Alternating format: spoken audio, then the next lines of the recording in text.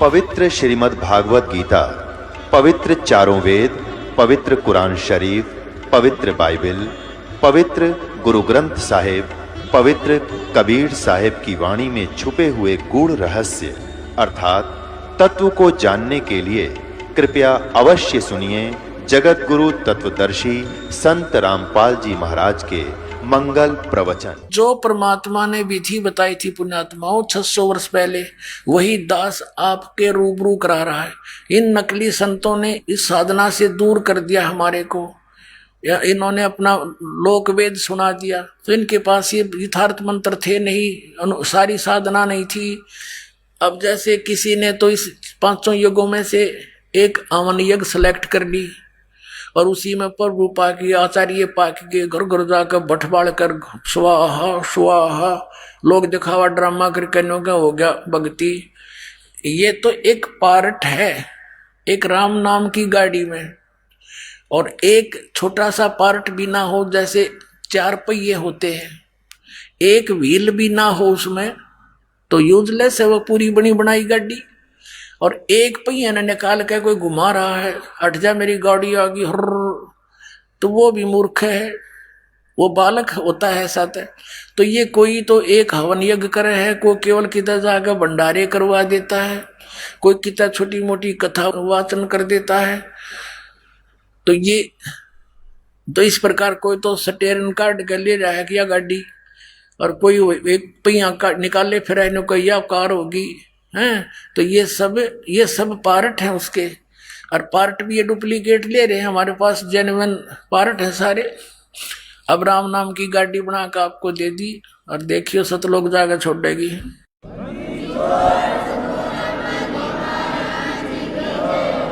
इसमें क्या कहा है कि यज्ञ से बचे हुए अन्न को खाने वाले साधु संत भक्त सब पापों से मुक्त हो जाते हैं।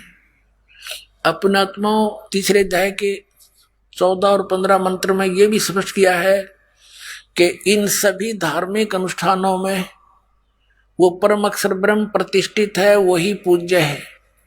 अब उसको सबसे पहले उस परमात्मा को भोग लगाकर यहाँ आपको ये प्रसाद बांटा जाता है, ये हलवे का पहले परमात्मा को भोग लगता है, पूरे भंडारे का सबसे पहले मालिक के नाम से निकाला जाता है, उस परम अक्षर ब्रह्म के निमित्त भोग लगाया जाता है। उसके बाद ये सब प्रसाद बन जाता है और वो प्रसाद फिर आपको बांटा जाता है। तो वो प्रसाद आपको कहाँ मिलेगा?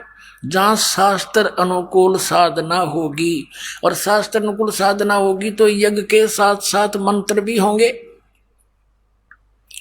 तो उस यज्ञ से बचे हुए अन्न को, जैसे भगवान का भोग लग गया फिर भंडारा शुरू करते हैं, जैसे ये, क्योंकि वहां जो परमात्मा का भोजन तैयार होता है सबसे पहले मालिक के लिए निकाला जाता है सतपुरुष के निमित्त, और फिर आपको भंडारा सुबह कराया जाता है। उसके बाद फिर परमात्मा का ये कड़ा प्रसाद है, इसका भोग लग दिया मालिक को, अब आपको वितरित किया जाएगा। कहते इस अन्न को खाने वाले भी सर्व पापों से मुक्त हो जाते हैं। अब सर्व पाप से कैसे होगे? केवल यज्ञ से सर्व पाप नाश नहीं होते।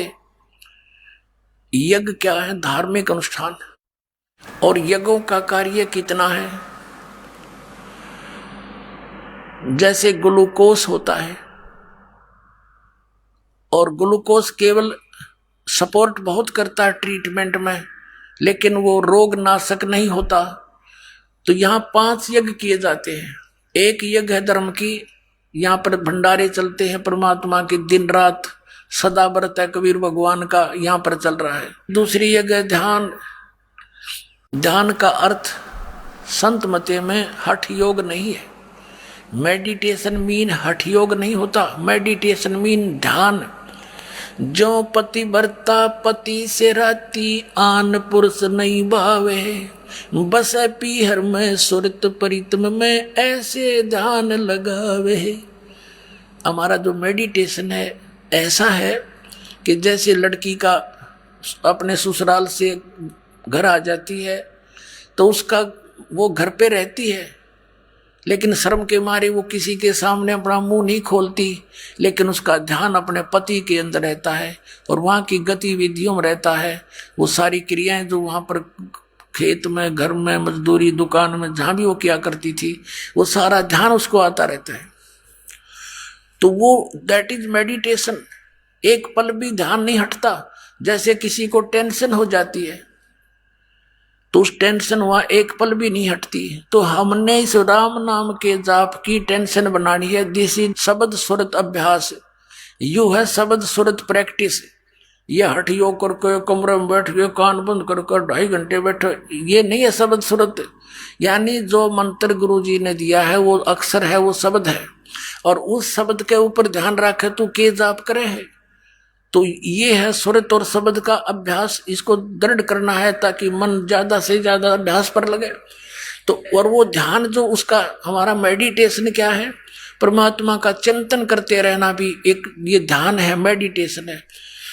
जैसे आप किसी काम में लग रहे हो, आजकल तो मानसिक काम घना हो गया, क्योंकि काल न तो ये खूटा ठोकना था।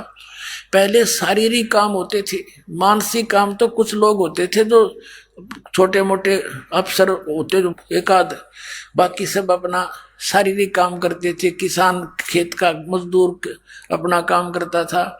यानी इस प्रकार वो काम करते करते आप सिमरण कर सकते हो। हाली हल जोतता है, जैसे हाली बीज धुन और पंथी से बतरावे, ता में खंड पड़े नहीं, ऐसे ध्यान लगावे। तो इस प्रकार हमारा मेडिटेशन जो है ये सहज समाधि बोलते हैं इसको। सहज समाधि, चलते फिरते उठते फिर चलते मालिक को भूल ना पड़े, उसमें ध्यान लगा रहे, ये हमारा सिंपल मेडिटेशन संत मते का है। तो ये ध्यान यज्ञ, यानी घर जाते हो वहां भी मालिक की याद, वापस आने के लिए कई दिन पहले आप चेष्टा करते हो, अपने काम को सेटिंग करते हो, वो भी भगवान के चरणों में ध्यान है। और किसी को समझाने चलते हो तो मालिक में ध्यान।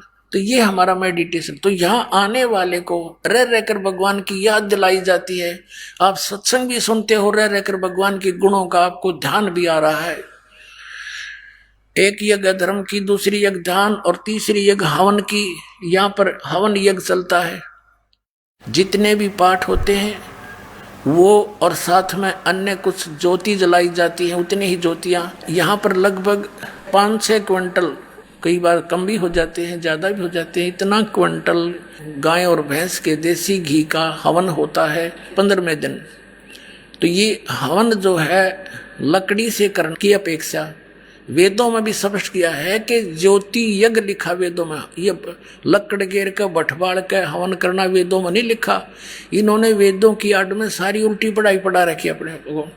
वेदों में ज्योति यज्ञ बताया। ज्योति यज्ञ क्या होता है, एक जोत लगाओ रुई की, 100 ग्राम रुई से आप जोत बना के 5 क्विंटल 6 क्विंटल हवन कर सकते हो घी। हम यहाँ करते हैं। और 5-6 क्विंटल हवन को उन दूसरे तरीके से करें तो कम से कम भी 20 किलो लकड़ी तो जरूर फूकनी पड़ेगी। 40 किलो बेशक फूकनी पड़ जा। तो उस 40 किलो लकड़ी ने फिर प्रदूषण फैलाया, और 100 ग्राम रुई का प्रदूषण, 140 किलो लकड़ी का प्रदूषण 100 गुना ज्यादा हो गया। तो जो परमात्मा ने विधि बताई, इन नकलियों ने उसके विपरीत हमें समझा दिया, सारा उल्टा दृढ़ कर दिया। तो हम ऐसा जोत करते हैं। और पहले हमारे पूर्वज, पहले आपने देखा होगा घर घर में जोत जला करती। अब ये अमर जोत जलानी है खड़ी। पहले हम ऐसी जलाते थे, वो देवताओं की होती थी। तो जैसा भी था हवन तो करते थे, उससे लाभ तो होता ही था जो हवन यज्ञ का है।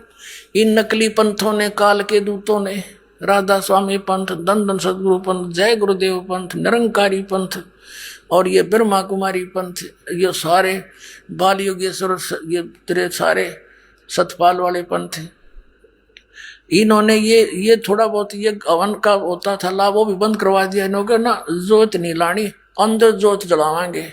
अंदर जोत जला ली। उसे शिवदयाल ने बुकी में बैठा है, वो भूत बन के वो जला दी जोत। अब थोड़ा बहुत लाभ होता था, वो भी बंद करवा दिया। अब कति नास्तिक बना दिए, भक्तिहीन बना दिए भगवान का नाम लेकर। तो ये काल के दूत थे, ये उसी का रोल कर रहे थे, महात्मा बुद्ध जैसा। और कुछ दिनों के बाद पुण्यात्मा जब दया ना करते, परमात्मा सारा विश्व नास्तिक हो जाता, भगवान का अस्तित्व खत्म हो जाता। अब पूरे विश्व आस्तिक होगा भगवान के। वो देखोगे आप चमत्कार, इनके आंखें फटी रह जाएंगी वैज्ञानिकों की कि भगवान क्या कर सकता है। ये खक भी नहीं इनके पल्ले। और इन्होंने कोसों दूर कर दिया जीव को भगवान से, गॉड गिवन मटेरियल से, उसके ऊपर अनुसंधान करके हैं डिस्कवरी करके ये बन गए नो के भगवान है ही नहीं। तो ये अज्ञानता के कारण ही हम दूर होते जा रहे थे। तो अब आपने जो दास बताना चाह रहा था, और फिर पांचवी यज्ञ है ध्यान की, एक यज्ञ है धर्म की, दूसरी यज्ञ है ध्यान, तीसरी यज्ञ हवन की, चौथी यज्ञ प्रणाम। संत मते में दंडवत प्रणाम है, राधा स्वामी में राधा स्वामी ऊपर न उठ की तरह मुंह करके धन धन सतगुरु तेरा ही आसरा। अरे नमन होना चाहिए, दंडवत प्रणाम होनी चाहिए। और ये नमस्ते चाली, नमस्ते नो करा करे, नमस्ते नो करे थप्पड़ दिखावे है कि नमस्ते करे।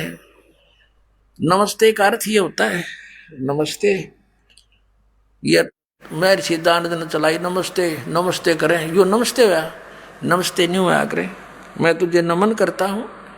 और दंडवत प्रणाम होती है संतों की, इससे अहंकार नाश होता है। अहंकार के नाश हुए बिना भगवान नहीं मिल सकता। अहंकार का और भगवान का एक्सीडेंट है, ये कभी इकट्ठे नहीं रह सकते। जैसे रावण ने अभिमान किया, भक्ति भी करी, खख नहीं मिला उसको। विभीषण ने सत भक्ति की क्योंकि परमात्मा मुनिंदर नाम से आए थे, और विभीषण को वो राज्य भी प्राप्त हुआ। आधीन व्यक्ति को परमात्मा कहे, आधीन को मैं सब कुछ दे दूंगा, मोक्ष भी दूंगा, लेकिन हमने यहाँ की वस्तु तो चाहिए नहीं, हमें तो पीछा छुटवाना है। और चौथी यज्ञ प्रणाम, दंडवत प्रणाम करने से हमारा अहम खत्म होता है। हम जीव हैं और हम अज्ञान के कारण अंडी पाए गए, अभिमान करते हैं, और थोड़ी सी ऊंच पोस्ट हो जा हमारी 100 पर सुई आ जाती है, इतना अभिमानी हो जाते हैं। थोड़ा सा धन हो जाए दूसरे को कुछ नहीं समझते, हम अपनी जीव संज्ञा को भूल जाते हैं। सत्संग से हमने अपनी औकात का ज्ञान होता है, हम जीव हैं। 1 मिनट में अधरंग मार दिया आदमी को, मुंह में कमाखी पड़े और लकड़े न्यो पड़ा रहे मुंह करें, अब कहाँ गया हुआ अभिमान। तो हमने सबसे पहले अपनी इस मिट्टी को मिट्टी समझना है और दंडवत करनी है, ताकि भगवान निकटावे हमारे। और पांचवी यज्ञ है ज्ञान की, ये अध्यात्म ज्ञान है, आध्यात्मिक तत्व ज्ञान है। इसकी जानकारी से आपको पता चलता है कौन सी साधना करनी चाहिए, कौन सी ना करनी चाहिए। अब जैसे अध्यात्म ज्ञान से हमें ज्ञान होगा, जैसे गीता जी अध्याय नंबर 4 के श्लोक नंबर 34 में और 32 में कहा है कि वो तत्व ज्ञान के अंदर पूरी विस्तार के साथ अनुष्ठानों की जानकारी है जो परमात्मा ने स्वयं आकर बताई है। और फिर 33वें श्लोक में चौथे अध्याय के में कहा कि इस द्रव्य में यज्ञ से ज्ञान यज्ञ श्रेष्ठ है अर्जुन। और फिर आगे कहा कि चौथे अध्याय के 34वें श्लोक में कि उस तत्व ज्ञान को तू तत्वदर्शी संतों के पास जाकर समझ, उनको दंडोत प्रणाम करने से, कपट छोड़कर विनम्रता से प्रार्थना करने से वो तत्वदर्शी संत तुझे परमात्म तत्व की जानकारी देंगे। तो चौथे अध्याय के 33वें श्लोक में कहा कि ज्ञान यज्ञ उस द्रव्य में यज्ञ से श्रेष्ठ है। अब द्रव्य में कौन सी यज्ञ है? जो धन से होती है।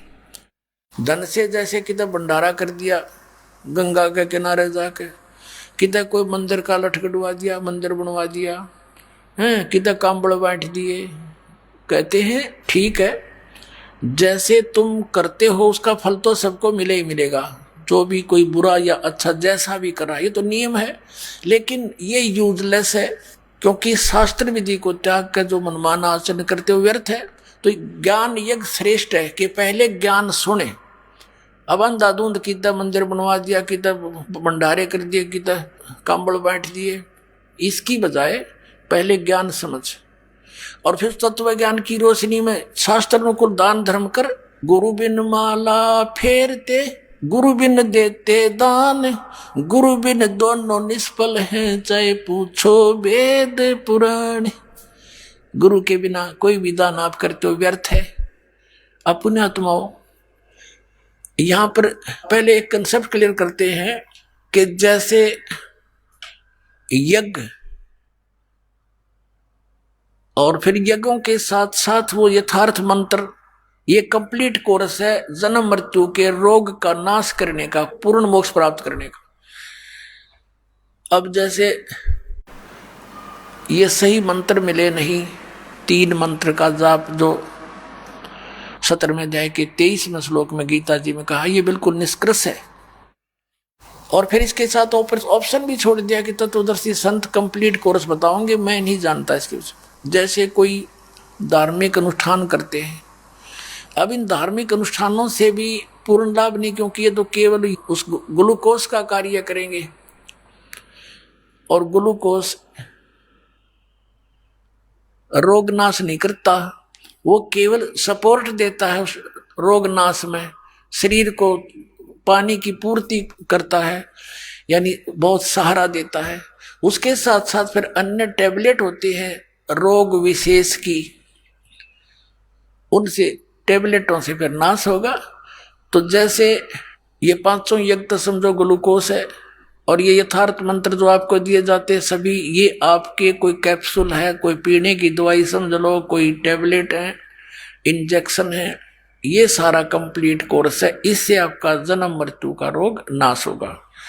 अब पुण्यात्माओं, जो प्रसंग चल रहा है कि जो साधना ये अन्य पंथ बताते हैं, अन्य संत बताते रहे हैं, उनसे जीव को कोई लाभ नहीं हुआ, जिस कारण से वो अब नास्तिक होने जा रहे थे। और वो सोच रहे थे जैसे स्वाभाविक कोई पुण्य पिछले संस्कार के प्रारब्धवश किसी को लाभ हो रहा है, तो ये सोचता है कि इस गुरु जी से जो मैंने नाम लिया है मुझे इससे लाभ बहुत हो गया, और वो हो रहा था पहले ही। अपने आत्माओं, ये दास पहले हनुमान पुजारी था, बाबा श्याम जी भी परंपरागत अपने घर की पूजा थी, और भगवान विष्णु और कृष्ण पे तो कति डिवोटेड था, साथ में भगवान शंकर याद आगे, वो भी पूज्य होते थे। तो ये साधनाएं हम कर रहे थे, अपने मनमुखी पूजाएं, कोई जय हो हनुमान की, जय हो बजरंगबली की, 7 बार हनुमान चालीसा, मंगलवार का व्रत, ये हमारी पूजाएं थी। तो हमारे को बहुत सुख होता रहा, जैसे क्लास में उत्तीर्ण हो जाना, फिर नौकरी की प्राप्ति हुई, जेई की सर्विस, बड़ा खुशी मनाई, हमारे बाबा श्याम जी की जय हो, हनुमान जी की जय हो, सारे की जय, श्री कृष्ण जी की जय हो, विष्णु जी की जय हो, बड़ी दया करी। फिर पुत्र प्राप्ति हुई, पुत्री प्राप्त हुई, संतान हुई, तो बड़ी खुशी मनाई, भगवान ने बड़ी दया करी, ठीक ठाक बच्चे हो गए, फिर नौकरी मिल गई। तो हम ये सोचा करते इन भगवानों ने जो हम पूजा करते हैं इन्होंने दे दी, अब पता चला ये तो दे ही नहीं सकते कुछ भी, और ना ये पूजा थी जिससे हमें कुछ लाभ हो।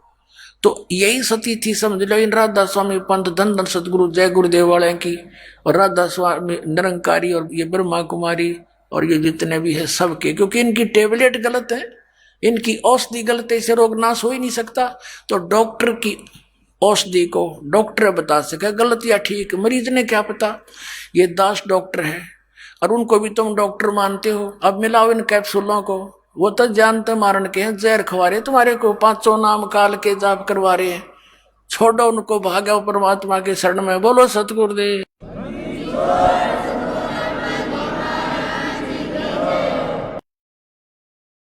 परम पिता परमात्मा पूर्ण ब्रह्म सर्व सृष्टि रचनहार कबीर देव कबीर परमेश्वर की असीम कृपा से आप जी ये सत्संग सुनने के लिए उपस्थित हुए। पुण्य भाग हैं उन प्राणियों के जिनको मानव शरीर प्राप्त है, उससे भी अधिक पुण्य उन पुण्यात्माओं के हैं जिनको सत्संग सुनने का सु अवसर प्राप्त होता है। परमात्मा कौन है, परमात्मा कैसे हैं, परमात्मा को कैसे पाया जाता है, परमात्मा के पाने के लिए प्रत्येक मानव प्रयत्नशील है। वह परमात्मा कैसा है, उसके अंदर ऐसी क्या विशेषता है जिसकी हम खोज कर रहे हैं। परमात्मा के अंदर ऐसी क्या विशेषता है, क्या खासियत है जिसको खोजने के लिए हमने बहुत सारे तरीके भी अपनाए हैं। अधिकतर व्यक्ति तो सांसारिक सुविधाओं को बटोरने में ही सारा जीवन लगे रहते हैं, उन्हीं को उत्तम मानकर चिपके हैं। और कुछ एक पुण्यात्माओं ने राज तक को त्याग दिया। राजा को सर्व भौतिक सुविधाएं उपलब्ध होती हैं और उसने वो सब त्याग दी और फिर परमात्मा के पाने के लिए कठिन प्रयत्न किए, परिश्रम किए, साधनाएं की, रूखा सूखा भोजन खा करके परमात्मा के पाने के लिए वो प्रयत्नशील रहे। एक समय एक सिमली नाम की लड़की थी और वो किसी गुरु से उपदेशी थी, आस्था भगवान में गणी थी। और प्रारंभ से ही ये ऐसा रहा है कि जगत और भगत का आपस में मतभेद बना रहा और जिस कारण से भक्तों को बहुत कठिन यातनाएं सहन करनी पड़ी। संसार की रीतियां, सांसारिक जो परंपराएं हैं वो यहां इस काल के जाल में रहने के लिए व्यवस्थित है, एक व्यवस्था है। और जो लोग परमात्मा से परिचित नहीं है वो इसी में, इन्हीं में व्यवस्थित है। उस लड़की की बहुत आस्था थी। नगर के बाहर एक साधु का आश्रम था। वो लड़की उस महात्मा को आहार करा के आती थी, उनकी सेवा भी करती थी और शाम के समय अपने घर आ जाती थी। कुल के लोगों ने, परिजनों ने बहुत कुछ प्रतिबंध लगाए लेकिन लड़की नहीं मानी। उस सिमली का एक भाई था, मंसूर नाम था उसका। उसको अन्य व्यक्तियों ने कहा कि आपकी बहन शाम के समय और गैर टाइम को वक्त जाती है संत के आश्रम में। देख ले भाई, इज्जत का सवाल है और पूरे नगर में चर्चा चलती है अपनी बहन को बनाकर। अब मंसूर ने सोचा भी पहले ये देख तो लूं, वास्तव में वहां उस आश्रम में ऐसा क्या है। इस दृष्टिकोण से जब उसकी बहन शाम के समय प्रतिदिन जाती थी साधु का भोजन लेकर, जिस दिन घरवाले भोजन नहीं देते थे तो वैसे जाती थी, उनकी सेवा कराती थी, कोई कपड़े धोआती थी, कुछ देर उनकी चरण दबा देती थी। अब मंसूर ने, भाई ने सोचा कि सीधा संत से बोलना अच्छा नहीं होता। साधु संत बड़े सहनशील होते हैं और सिद्धि युक्त होते हैं, अपराध के विषय में कुछ उठपटांग कहना हानिकारक हो सकता है। उसने क्या किया कि आश्रम के बाहर खड़ा हो गया और जैसी भी कच्ची पक्की कोई द्वार थी उसके अंदर कोई सुराख था। उस सुराख से वो देखने लगा, छोटा सा आश्रम था, कुछ 100 गज का होगा, गणित 150 गज का, और उसमें एक झोंपड़ी डली हुई थी। संत जी बाहर बैठे थे, गर्मियों के दिन थे, चंद्रमा की रोशनी थी। तो उसने देखा कि लड़की ने जाके भोजन कराया महात्मा को, फिर बर्तन साफ किए, 1-2 कपड़ा धोआ, फिर महाराज जी के चरणों को दबाने लगी, सेवा करने लगी।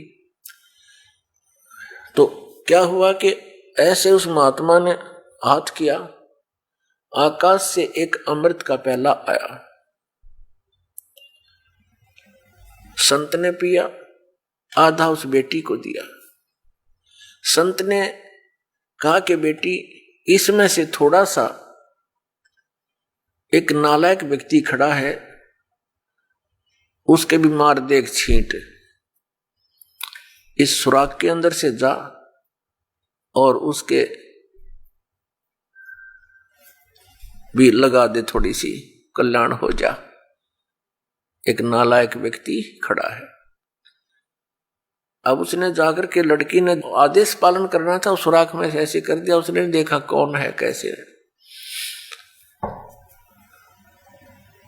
तो उसके भी जीभ पर वो थोड़ा सा अमृत की छींट लगी। एकदम उसके हृदय में एक विशेष प्रेरणा हुई कि मैं बहुत पापी हूं, मैं नीच हूं, और ऐसे पाक साफ महापुरुष के विषय में मेरे मन में दोष आया। रोता हुआ आश्रम के अंदर प्रवेश हुआ और कहा, महाराज मुझ पापी का भी उद्धार हो सकता है। मैंने आपके बारे में बहुत गलत सोचा। उस संत ने कहा, बेटा जब तक बोध नहीं होता, ज्ञान नहीं होता, तब तक प्राणी के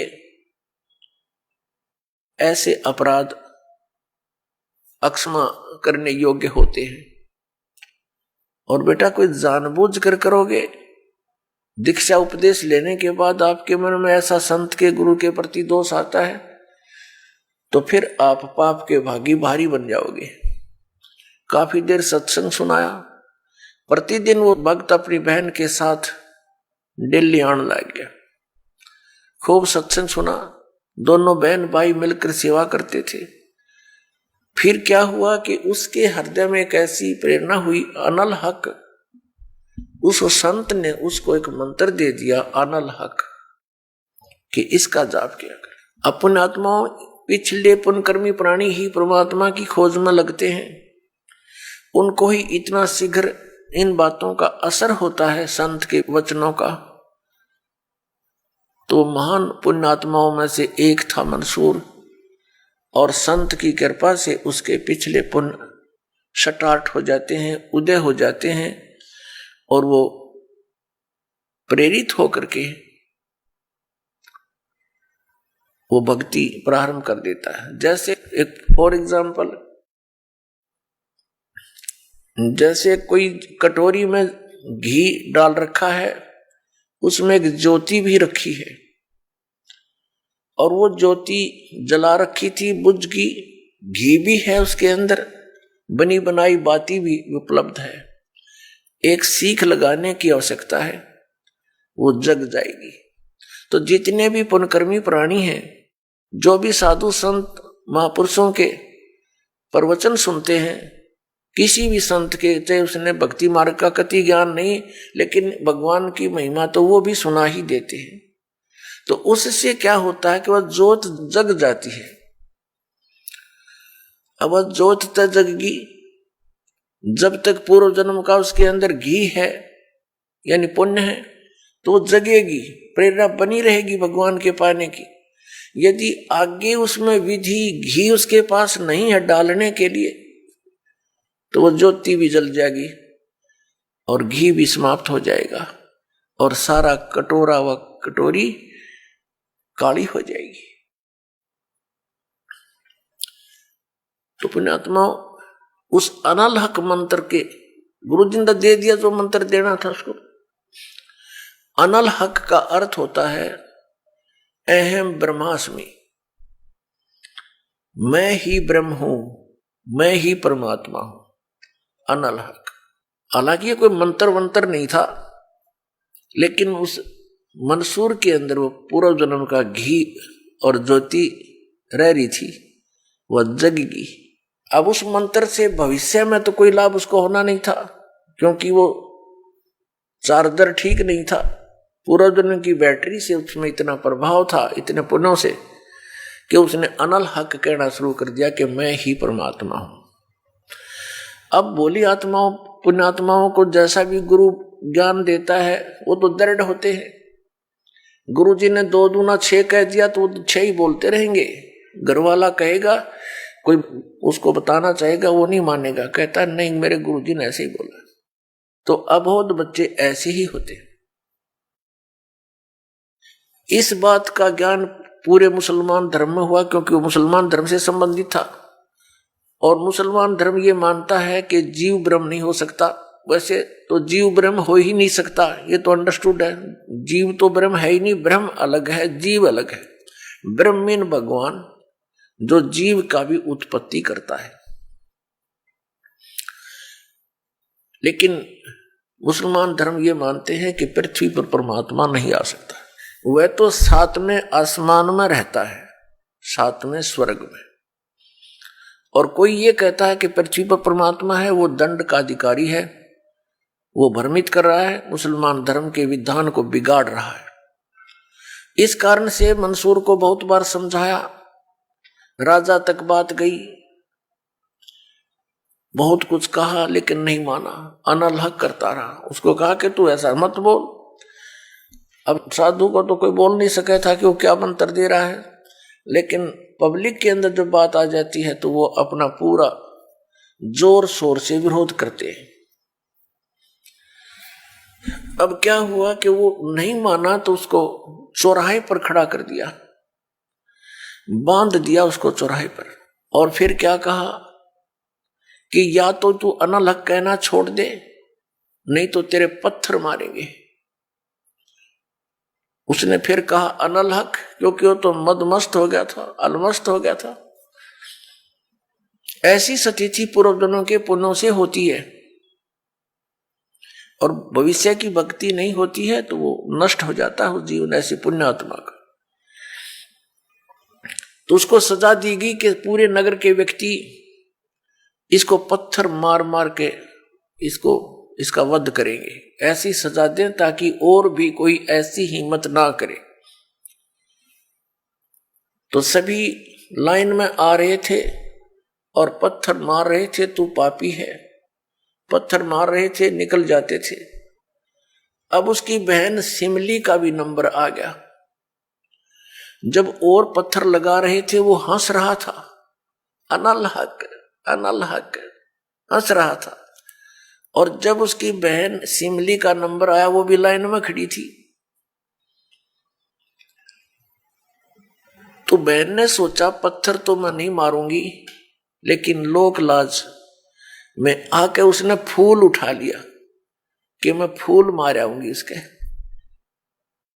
यहां ये लोग भी ना मेरा विरोध करेंगे और भाई का चोट भी ना लगेगी। उसने फूल मारा, फूल मारते ही वो रोने लग गया, बहुत बुरी तरह रोने लगा। तब सिमली ने कहा कि भाई, लोग तेरे पत्थर मार रहे थे, उनके पत्थरों से नहीं रो रहा था, और तू मेरे फूलते रोने लग गया। अरे ये कोई चोट थोड़ी लगी तुझे? उसने कहा सिमली, ये तो अनजान थे, इनका मुझे दुख नहीं था। तू तो परिचित थी मैं किसके ऊपर फिदा हो रहा हूं, और तेरा हाथ कैसे हो गया नालायक मेरी तरफ? तूने भगवान की तरफ हाथ कर दिया। मैं भगवान के लिए ड्यूटीड हूं, और तूने क्या समझा फिर ज्ञान को? न्यू रो रहा हूं, तेरा जीवन बर्बाद हो गया, तूने ज्ञान समझा नहीं बहन। तेरे फूल का मुझे इसलिए दर्द हुआ, तू तो परिचित थी इस बात में। उसके बाद नहीं मरा वो पत्थरों से, कहने लगा या तो कहना छोड़ दे अनलहक, नहीं तेरा हाथ काटेंगे। उसने कहा अनलहक, हाथ काट दिया। फिर कहा दूसरा हाथ काटेंगे या बंद कर दे, अनलहक। तेरी गर्दन काटेंगे, बंद कर दे, अनलहक, काट दिया।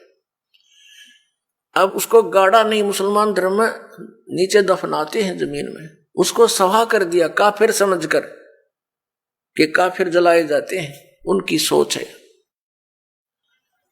और उस राख को जल में फेंक दिया कि इसका नामो निशान मिट जा, दरिया में। कहते हैं वो राख भी, ऐस भी, वो बबूत भी अनलहक अनलहक अनलहक करती जा रही है। और 1000 मंसूर बनकर गलियों में घूम रहे हैं। सबने दरवाजे बंद कर लिए, टट्टी पेशाब निकल गया, लोगों का घबरा गया, ये क्या हो गया? भगवान का भगत था, ऐसा हो कर दिया इसके साथ। तो पुण्यात्माओं, अब ये ज्ञान है, तत्व ज्ञान है, इसको बहुत गहराई से समझना है। इससे कई कंसेप्ट क्लियर होंगे।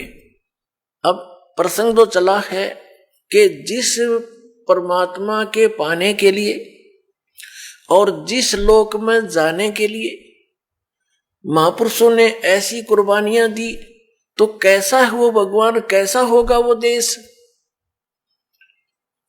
ये अंडरस्टूड है। दूसरी बात ये है इसके अंदर कि कोई ये सोचे कि अनल हक मंत्र से उसमें या शक्ति आ गई थी, नहीं। उस अनल हक मंत्र के जाप करने वाला पूरा गांव था, नगर था, आसपास के और भी बहुत लोग थे जो वैसे उपदेशी थे, आसपास के बहुत से उनके शिष्य थे, लेकिन वो गुप्त रखते थे, सामने किसी को बताते नहीं थे, लोक लाज के कारण। तो कहने का भाव ये है कि उस एक मंसूर के अंदर ये क्यों काम कर गया और सिमली में नहीं कराया उसने। ये पिछले ही पुण्य से होते हैं पूर्ण हंस मुराद, ये पूर्व जन्म के संस्कार थे, उस मंत्र का इसमें कोई योगदान नहीं था। अब प्रसंग जो चल रहा है उसी पर हम थोड़ा सा डिस्कस करते हैं कि जिस परमात्मा के लिए इतनी कुछ कुर्बानियां संत महात्माओं ने की, तो वो कैसा है भगवान, ये तो अंडरस्टूड है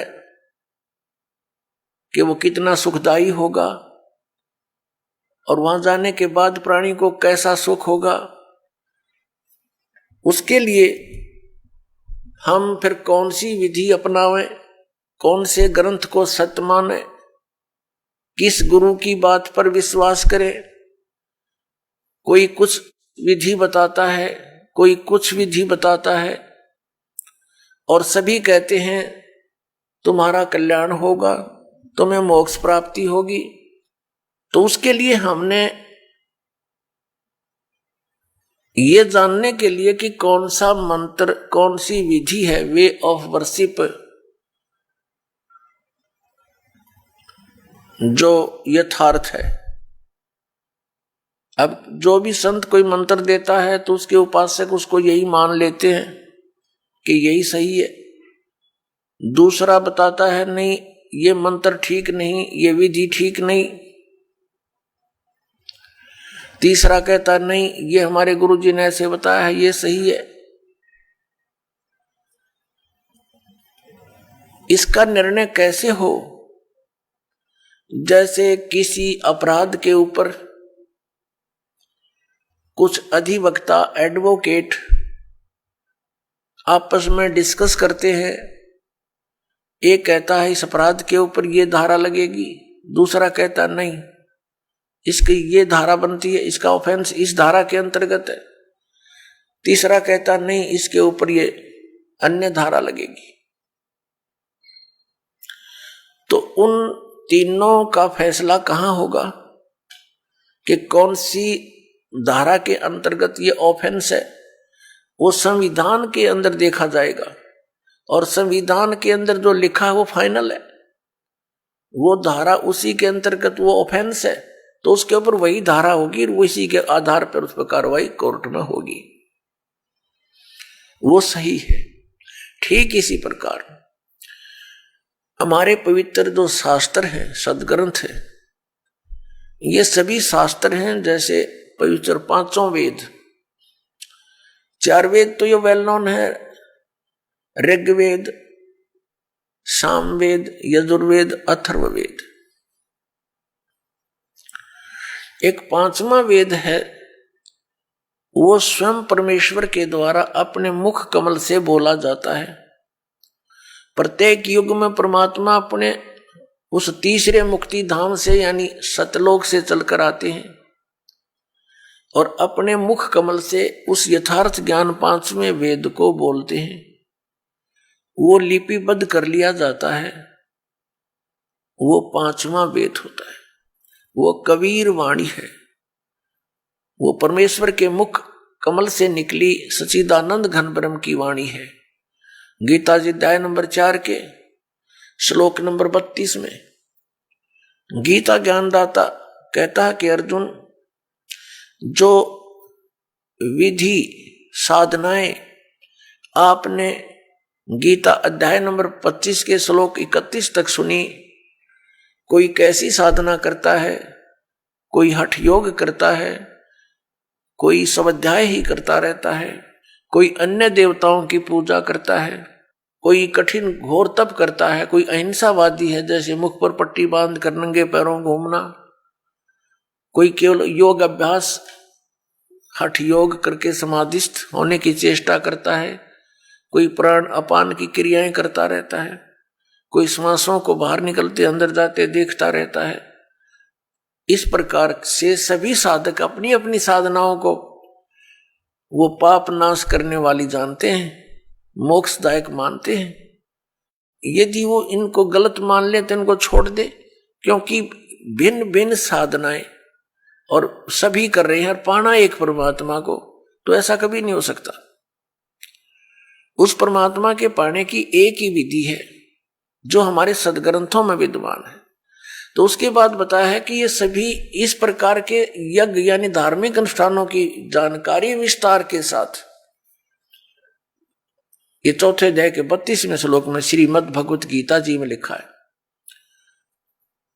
कि इस प्रकार के धार्मिक यज्ञों की जानकारी, यज्ञ माने धार्मिक अनुष्ठानों की जानकारी सच्चिदानंद घन ब्रह्म यानी ब्रह्मणे मुखे सच्चिदानंद घन ब्रह्म की वाणी में विस्तार के साथ कही गई है। और उसको जानने के उपरांत फिर तू सभी कर्म बंधन से मुक्त हो जाएगा। चौथे अध्याय के 34वें श्लोक में कहा कि वो तत्व ज्ञान जो परमात्मा ने अपने मुख कमल से बोला है वो तत्व ज्ञान है। उस तत्व ज्ञान को तू तत्वदर्शी संतों के पास जाकर समझ। वो तत्वदर्शी संत तुझे उस परमात्म तत्व का ज्ञान कराएंगे। इससे एक तो ये सिद्ध हो गया कि गीता ज्ञानदाता कंप्लीट नॉलेज, स्पिरिचुअल नॉलेज नहीं रखता। उसने ऑप्शन छोड़ दिया कि वो यथार्थ ज्ञान उस परमात्म तत्व का 18वें अध्याय के 62वें श्लोक में गीता ज्ञानदाता जिस अन्य परमात्मा की शरण में जाने को कह रहा है, उसकी जानकारी कहते हैं उस तत्वदर्शी संतों के पास जाकर समझ, वो बतावेंगे। गीता ज्ञानदाता नहीं जानता। तो वहां क्या बताया है कि वो सच्चिदानंद घन ब्रह्म की वाणी वो सूक्ष्म वेद है। यहां गीतानुवादकर्ताओं ने चौथे अध्याय के 32वें श्लोक में अनर्थ कर दिया। ब्रह्मणे मुखे एक शब्द है इसके अंदर मूल पाठ में, उन्होंने इसका अर्थ गलत कर दिया, वेद की वाणी लिख दिया। नहीं, वेद ज्ञान तो गीता ज्ञानदाता बोल ही रहा है। जिनको तुम वेद मानते हो, चारों वेदों का एक सारांश है ये श्रीमद् भगवत गीता। कोड वर्डों में है, अधिकतर संक्षेप में है। तो वो तो बोल ही रहा है, वो खुद कह रहा है कि 5वां जो वेद है उसके अंदर वो लिपिबद्ध है, वो तत्व ज्ञान है। उसको तत्वदर्शी संतों के पास जाकर समझ और फिर जैसा वो बताएं ऐसे कर। तो पुण्यात्मा, हमारे सदग्रंथ कौन से हैं जो परमात्मा का विधान है और जिन पर हम विश्वास करेंगे और करना चाहिए? हमारे सदग्रंथ यानी शास्त्र कहो, सदशास्त्र कहो, ये कौन कौन से हैं? पवित्र 5 वेद, 4 वेद तो अंडरस्टूड है, 5वां ही आपको बता दिया सूक्ष्म वेद। और श्रीमद् भगवत गीता इन 4 वेदों का सारांश है और 5वें का इसमें हिंट दिया है। ये तो है गॉड गिवन स्पिरिचुअल नॉलेज, परमात्मा दत्त, प्रभु दत्त है ये, ब्रह्म दत्त है ये। और फिर 18 पुराण ये अध्यात्म ज्ञान को समझने के लिए सहयोगी हैं। और इनके अंदर जो वे ऑफ वर्शिप लिखी है, यदि वो वेदों से मिलती है, श्रीमद् भगवत गीता से मिलती है, तो वो तो सही है, उतना तो वेदों और गीता वाला ही ज्ञान है। बाकी उस वेद, उस पुराण के वक्ता के घर का है, उसका अपना अनुभव है। अब उसका अनुभव वेदों और गीता से नहीं मिलता तो हमें मान्य नहीं है, हमें स्वीकार्य नहीं है। क्योंकि पुराण कौन है? पुराण क्या है? ये श्री ब्रह्मा जी ने बोला ज्ञान है। ये 4 वेद, ऋग्वेद, सामवेद, यजुर्वेद, अथर्ववेद, ये 4 वेद ब्रह्म ने अपने पुत्र रजगुण ब्रह्मा जी को दिए थे। और ये 5 वेद, ये सूक्ष्म वेद सहित ये 5 वेद पूर्ण परमात्मा ने, सत्य पुरुष ने, परम अक्षर ब्रह्म ने इस ब्रह्म के अंदर, ज्योति निरंजन के अंदर फीड कर दिए थे। और उसमें टाइम फिक्स कर दिया था कि इतने समय के उपरांत ये सब इसकी श्वासों से बाहर आएंगे। जैसे कोई मादा है, गाय भैंस है, वो नए दूध होती है, गर्भ धारण करती है, समय आने पर बच्चा ऑटोमेटिकली बाहर आ जाता है। तो ऐसी स्थिति परमात्मा ने, पूर्ण ब्रह्म ने हमारे लिए की थी कि ये बच्चे भगवान को भूल ना जाएं, परमात्मा की भक्ति करेंगे इन वेदों अनुसार तो इनको बहुत लाभ होगा, इन पर आपत्तियां नहीं आएंगी, कष्ट नहीं आएंगे। ये गलती से काल के साथ चले गए हैं। वो 5 वेद जब इसकी श्वासों के द्वारा, ब्रह्म के श्वासों के द्वारा निकले तो इसने उनमें देखा कैसा ज्ञान है भगवान ने दिया है। तो उसने वेदों को पढ़ा तो 5वां वेद था, उसमें सारांश था, 4 वेदों का निष्कर्ष था और पूर्ण परमात्मा की जानकारी और उसकी वे ऑफ वर्शिप, पूजा की विधि भी लिखी थी। वो घबरा गया कि इन प्राणियों को जो मेरे अंतर्गत आगे हैं, इनको यदि पूर्ण परमात्मा का और वहां के सुख का ज्ञान हो गया तो ये सब भाग जाएंगी ऐसी साधना करके।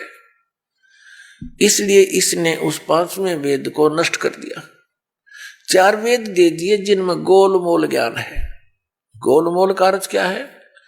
भावार्थ क्या है कि इसमें महिमा तो है परम अक्षर ब्रह्म की और केवल पूजा की विधि है ब्रह्म तक की। जैसे यजुर्वेद अध्याय नंबर 40 के मंत्र नंबर 15 में लिखा है कि ओम करतु समर किलबे समर करतुम समर। ओम नाम का जाप काम करते करते सिमरण करो, विशेष कसक के साथ सिमरण करो, श्रद्धा के साथ, पूरी आस्था के साथ, और मनुष्य जीवन का मूल कार्य जानकर ओम नाम का स्मरण करो। ओम नाम ब्रह्म का और महिमा इसमें बता रखी है। परम अक्षर ब्रह्म है जिसकी पूजा से पूर्ण मोक्ष होता है, उसके ऐसे चिन्ह हैं, वो ऐसी लीला करता है। अपने आत्माओं दास के सत्संग में मुख्य तौर पर 3 ब्रह्म होते हैं। 3 ब्रह्म यानी 3 प्रभु, 3 पुरुष। एक सरब्रह्म, एक अक्षर ब्रह्म, एक परम अक्षर ब्रह्म। दूसरे शब्दों में एक सरपुरुष, एक अक्षर पुरुष और एक परम अक्षर पुरुष। तीसरे शब्दों में ईश्वर, परमेश्वर। आइए अब हम उन श्रद्धालुओं के अनुभव जानते हैं जो जगत गुरु तत्वदर्शी संत रामपाल जी महाराज जी से दीक्षा प्राप्त कर चुके हैं तथा उनके द्वारा बताए गए भक्ति मार्ग पर चल रहे हैं। नमस्कार सर। सतसाहिब जी। सर क्या नाम है आपका? मेरा नाम जयवीर दास है, गांव शिमाणी बोलान, डिस्ट्रिक्ट हिसार से हूँ जी, हरियाणा।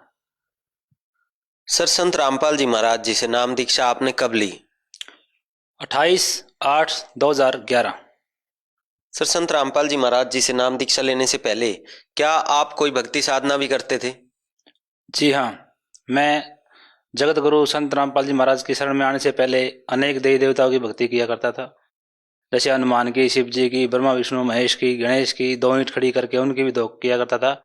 झाड़ फूक भी किया करता था जी मैं। और मेरे पिताजी की जो समाधि बनी हुई थी, मेरे पिताजी चौड़ा छोड़ गए थे, एक संत थे नाथफन से, उसकी पूजा किया करता था जी मैं। क्या आपने इन सभी भक्ति साधनाओं के साथ साथ कोई गुरु भी बना रखे थे? जी हाँ, मैंने अनेकों गुरु, मेरे पिताजी गुरु थे मेरे केदारनाथ जी महाराज, और मेरे को नाम जाप दिया करते थे। उसकी रटना करता था मैं, वो बताते थे नाम, ओम नमे अलख स्वामी निरंजन निराकार अविनाशी, तेरा नाम रटे टूटे काल की फांसी, तेरा दिया सबको काशी तने रटा अमरापुर जासी, मैं दुर्लभ तो देव सन्यासी सन्यासी सन्यासी, ऐसे जाप किया करता था मैं, और झाड़ फूक भी किया करता था। इसके दौरान मैं और भी भक्ति बहुत करता था, और मेरी भक्तमती को बहुत बाधा थी काफ़ी साल से। मैं तो मेरे पिताजी से नाम दीक्षा ले रखी थी, और मैंने गुरु कोई बना नहीं था। जो मेरी घरवाली थी उसने सरसा से नाम दान लिया, 21 साल तक उसने नाम दान रखा, जिसके मेरे ससुराल वाले सभी वहाँ से नामदान थे, बंगीदास भी थे, सभी सेवा करते थे। सर, सिरसा से आपकी पत्नी ने नाम उपदेश ले रखा था। कृपया हमारे दर्शकों को बताइए कि आपकी पत्नी ने किन गुरुजी से नाम दीक्षा ले रखी थी? जी, गुरमीत राम रहीम नाम दीक्षा ले रखी थी सिरसा से, और उन्होंने 3 मंत्र दिए हुए थे मेरी पत्नी को, सतपुरुष अकाल मूर्त सब स्वरूपी राम, उन्हीं का जाप करती थी वो। उनसे कोई भूत बाधा दूर नहीं हुई। मेरे पत्नी को एक ऐसा दे रोग था जिससे उसके शरीर में पूरी कंपन होती थी, एडी से लेकर चोटी तक। उसके चक्कर में बहुत गुरुओं के पास गया मैं। एक वहाँ दिल्ली है निरंकारी पंथ, वहाँ भी गया, वहाँ से उसने भक्ति दी, एक तो ही निरंकार मुझे बख्श लो जी, मैं तेरी शरण हूँ, ऐसे करके जाप करते थे हम। एक जल भी देते थे, उनसे कोई फायदा नहीं हुआ। तो सर, जैसा कि आपने बताया कि आपने आपके पिताजी को गुरु बना रखा था और अनेकों देवी देवताओं की पूजा करते थे। आपकी पत्नी ने संत गुरमीत राम रहीम सिंह इंसा सिरसा वाले को 21 साल से गुरु बना रखा था। उसके बाद संत निरंकारी मिशन दिल्ली वालों को भी उन्होंने गुरु बनाया। फिर भी आपके परिवार में दुख लगातार बने हुए थे। आपकी पत्नी को प्रेत बाधा थी, उसके अलावा असाध्य रोग भी थे। तो ये सब करते करते फिर संत रामपाल जी महाराज जी के बारे में जानकारी आपको कहाँ से मिली? जी, मेरे पास एक संत रामपाल जी महाराज का शिष्य मेरा मित्र आता था, और हमारी चर्चा होती थी। मैं देवी देवता की बहुत पूजा किया करता था, ब्रह्मा विष्णु महेश की पूजा किया करता था। वो मेरे को कहता था कि ये जिस विधि से आप पूजा कर रहे हो ऐसी विधि नहीं है, शास्त्रों के अनुकूल भक्ति करो भगत जी आप। मैंने कहा मैं तो मेरे हिसाब से सही कर रहा हूँ, मेरे पिताजी ने ऐसे ही बताई। उसने मना किया कि जगत गुरु तथा संत रामपाल जी महाराज शास्त्रों के अनुकूल भक्ति बता रहे हैं, ये जाप आप गलत कर रहे हो, आप ऐसे करो। तो मैंने कम से कम उसने 1.5 साल तक मेरे साथ संघर्ष किया, भाई आप ये जो आप कर रहे हो पूजा विधि ये गलत कर रहे हो, आप ऐसे ना करो भगत जी, आप परमात्मा की शरण में चलो, संत रामपाल जी महाराज की शरण में चलो। ऐसा करते करते 1.5 साल बीत चुका था। फिर एक दिन परमात्मा ने संत रामपाल जी महाराज की दया हुई, तो वहाँ सत्संग था बरवाड़ा के अंदर। उस दिन भी उसने बोला कि आज परमात्मा पूर्ण संत रामपाल जी महाराज का सत्संग है कि आप बरवाड़ा चलो। मैंने उसको ऐसे कर दिया, ठीक है मैं चलेंगे भाई, आप चलो। तो वो चला गया। उसके बाद मेरे घरवाले कहने लगे, भगत जी आए थे, आपने वहाँ जाना है। माँ जी कितने गुरु बना लिए आपने सीधे केदारनाथ जी महाराज जी से भी नाम ले लिया, सिरसा से भी नाम ले लिया, गुरमीत राम रहीम सिंह से, दिल्ली से भी नाम ले लिया आपने, जो निरंकारी पंथ है वहाँ से भी नाम ले लिया। आप बकवास करते हो, आपके कोई प्रेत बाधा नहीं है। अब इतने गुरु बना लिए, किसी से फर्क लगना चाहिए? लगता कैसे नहीं, कैसे? क्योंकि अब परमात्मा ने हमारे संत रामपाल जी महाराज को बता दिया कि शास्त्रों के अनुकूल ही भक्ति कर नहीं रही है, शास्त्रों के विरुद्ध भक्ति कर रहे हैं सभी गुरु जितने भी हैं। अब फिर उसके बाद सत्संग का पता लगा तो हमारा घर में बहुत लड़ाई हुई। मैंने मना किया, हम इतने गुरु बना लिए, आप फिर भी नहीं वहाँ जा रहे हो, क्यों? उसने कहा ठीक है आप नाम ना लेना, मेरे को दुआ लो।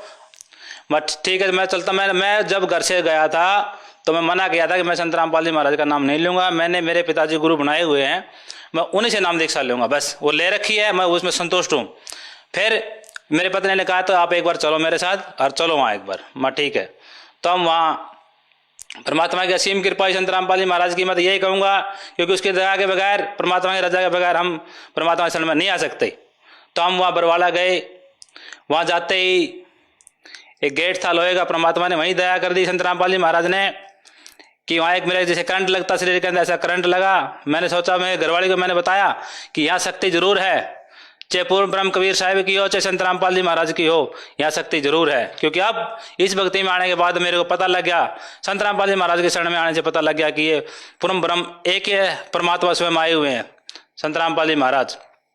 वहाँ गए, अंदर घुसे हम गेट के अंदर, तो भगत सभी इतने प्रेम से, इतने प्यार प्रेम देखा परमात्मा की दया से, बंदी छोड़ के दया से, कि सभी भगत आपसे बोल लगे सच्चा है भगत जी, सच्चा है भगत जी।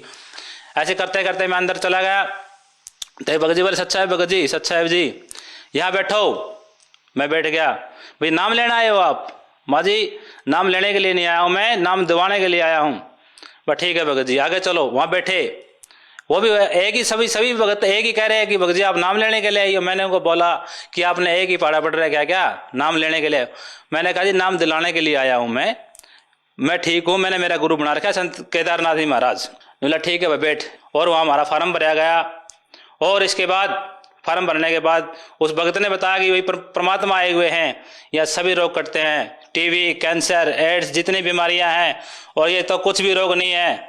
मैंने कहा जी 12 साल से ऐसे कंपन है, और मैं इतने शाणों के पास, इतने गुरुओं के पास घूम लिया हूँ, मेरे को कोई लाभ नहीं होने मिला। ये आप सही जगह आ गए भगत जी, परमात्मा के शरण में आ चुके हैं, भगवान आए हुए हैं। मतलब देखते हैं भगवान को, आज भगवान की परीक्षा ही होगी। फिर हमने संत रामपाल जी महाराज से नाम दीक्षा ली और अपने घर आ गए। तो सर जैसा कि आपने बताया कि संत रामपाल जी महाराज जी से आपने और आपकी पत्नी ने नाम दीक्षा ले ली, तो संत रामपाल जी से नाम दीक्षा लेने के बाद क्या आपको और आपके परिवार में कोई लाभ प्राप्त हुए? जी हाँ, जगत गुरु संत रामपाल जी महाराज के शरण में आने के बाद जो मेरी पत्नी को असाध्य रोग था, कंपन थी उसके शरीर में, वो ठीक करी भगवान ने, संत रामपाल जी महाराज ने।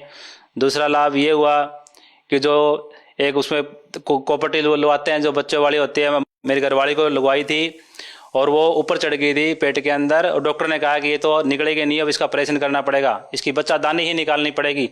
नर्स डॉक्टर से बात करी थी मैंने, वो ने बोले भाई 10,000 रुपये लगेगा इसका खर्चा, और ये निकलवानी पड़ेगी। तो मैंने तो भाई मेरे पास तो 10 रुपये भी नहीं थे किराए के लिए, तो मैं इतने 10,000 रुपये कहाँ से लाता? तो मैं तो सिर पकड़ के बैठ गया, परमात्मा भूत प्रेत तो परमात्मा आपने दया कर दी संत रामपाल जी महाराज, अब ये बीमारी कैसे दूर होगी? अब कौन सा भगवान आएगा इसको ठीक करने के लिए? इतनी देर में परमात्मा ने, संत रामपाल जी महाराज ने दया करी कि वो भगत को मेरे पास भेजा, और उसने कहा भाई सच्चा है भगत जी। मैंने कहा भाई होगी, मेरे तो सच्चा है भाई, उसके पेट में ऐसे ऐसे दर्द है। तो उस भगत ने बोला कि संत रामपाल जी महाराज के पास जा और वहीं ठीक होगा सारा कुछ। परमात्मा ने वो भी दया कर दी भगवान ने। उसके बाद गुरु जी ने कहा नहीं ऑपरेशन करवाना। संत रामपाल जी महाराज ने बोला कि नहीं ऑपरेशन करवाना, परमात्मा दया करेंगे। भगवान ने ऐसी दया करी, उसके बाद कोई पेट में दर्द नहीं है उसको, ऐसा रोग भी ठीक हो गया, मेरी पत्नी का पेट का दर्द भी ठीक हो गया, और हम कुशल मंगल सारे मौज मस्ती से भगवान की दया से, संत रामपाल जी महाराज की दया से आज मौज कर रहे हैं जी। सर आपने बताया कि संत रामपाल जी महाराज से नाम दीक्षा लेने के बाद आपके परिवार में सुख ही सुख हो गए। आपकी पत्नी को जो असाध्य रोग था, भूत प्रेत की बाधा थी, और उनके पेट में जो परेशानी थी, वो सब के सब संत रामपाल जी से नाम दीक्षा लेते ही छिन मात्र में ही दूर हो गई। तो इतने लाभ प्राप्त करने के बाद जो लाखों दर्शक आपको देख रहे हैं, आप उनको क्या संदेश देना चाहेंगे? जी संदेश तो हम देने के लायक नहीं है, नीच आत्मा है। परमात्मा संदेश तो हमारे परमात्मा संत रामपाल जी महाराज जी देते हैं। वो कहते हैं कि मानव जन्म दुर्लभ है, ये मिले न बारंबार, जैसे तरवर से पत्ता टूट गया बोरने लगता दार। जितने भी धर्मगुरु हैं, जितने भी हैं, ये सारे शास्त्रों के विरुद्ध बता रहे हैं, और संत रामपाल जी महाराज साधना बता रहे हैं और शास्त्रों के अनुकूल बता रहे हैं। जितना जल्दी हो इसके परमात्मा शरण में और अपना कल्याण करवाओ। सर संत रामपाल जी महाराज से नाम दीक्षा कैसे ले सकते हैं? बहुत ही आसान कर रखा है जगत गुरु संत रामपाल जी महाराज ने। नाम दीक्षा लेने के लिए अनेक चैनलों पर संत रामपाल जी महाराज के सत्संग आते हैं, उनके नीचे जो लाइन चलती है नंबरों के, आश्रम के जब सभी नंबर दिए हुए हैं, आप उन नंबरों पर संपर्क करें, और आश्रम से आपको एक नाम दीक्षा जो नज़दीक की नाम दीक्षा केंद्र है उसका पता बता दिया जाएगा। नाम दीक्षा लेकर संत रामपाल जी महाराज जी से अपना अनमोल जीवन सफल बनाएं। धन्यवाद सर। सत साहिब जी।